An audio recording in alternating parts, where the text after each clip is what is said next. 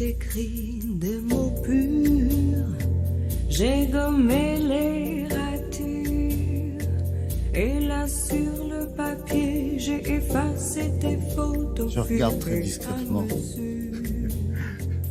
Je regardais très discrètement combien Olivia avait apporté de livres ce matin. 2, je viens de le voir, avec un premier récit, celui de notre ami Thierry Beccaro.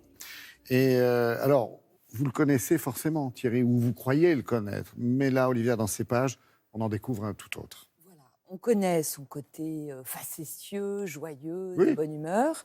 Et là, il nous fait découvrir son côté caché, ses peurs, ses angoisses, héritées d'une enfance saccagée. Je trouve que c'est un très beau livre parce que c'est un livre très pudique, mais c'est un livre essentiel qu'il a voulu faire parce qu'aujourd'hui encore, dans son pays, comme il le dit, il y a 2 enfants qui meurent par jour de maltraitance.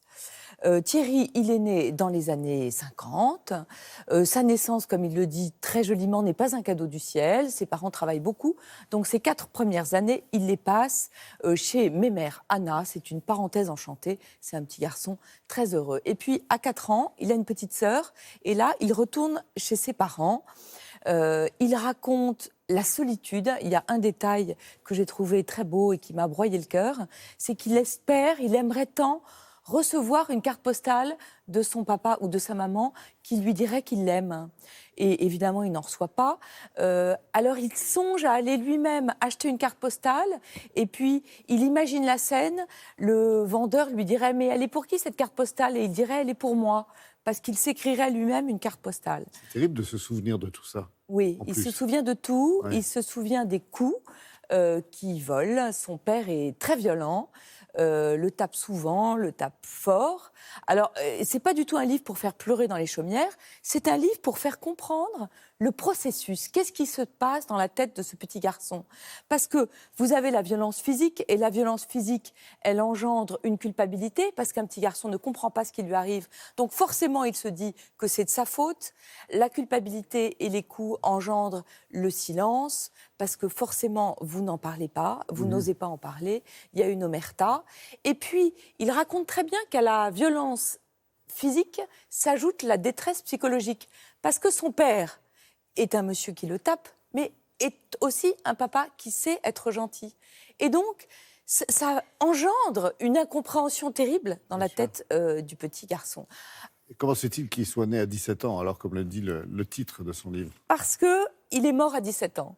Il se passe à 17 ans une scène absolument épouvantable où il découvre son père avec un fusil en train de menacer sa mère, qui fait que pendant longtemps, Thierry devient mutique, devient vraiment... il est dans la sidération de ce qu'il a vu. Et puis, grâce au théâtre, il va naître à 17 ans.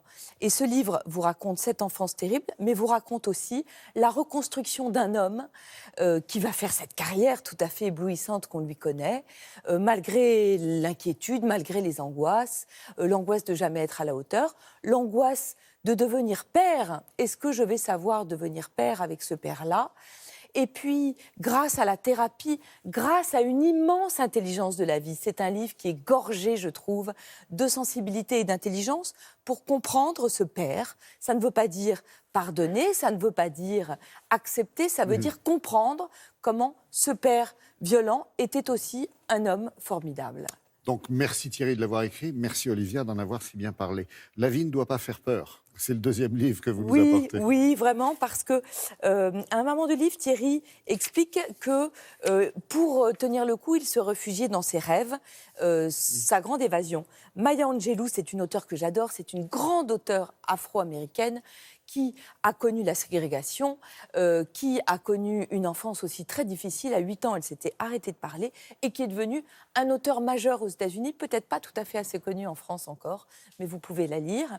Et elle écrit chez Segers ce livre pour tous les enfants qui ont peur des bruits dans le couloir, qui ont peur des monstres sous le lit, des dragons sous les dredons, qui ont peur des petits garçons qui se battent à la récré, des petits enfants qui lui tirent les cheveux à la récré. Eh bien, ce livre qui est une poésie, justement, fait appel à l'imaginaire comme ressource. Cette petite fille, mais aussi tous les enfants qui ont peur, eh bien, les ressources, ils peuvent les trouver dans l'imaginaire, comme Thierry Beccaro. Je trouve que c'est un livre merveilleux à lire à partir de 5 ans avec son enfant. Et en plus, c'est en version bilingue, français et anglais. Merci, l'imaginaire, c'est un sacré moteur, effectivement. Merci de mettre le carburant qu'il faut, c'est gentil.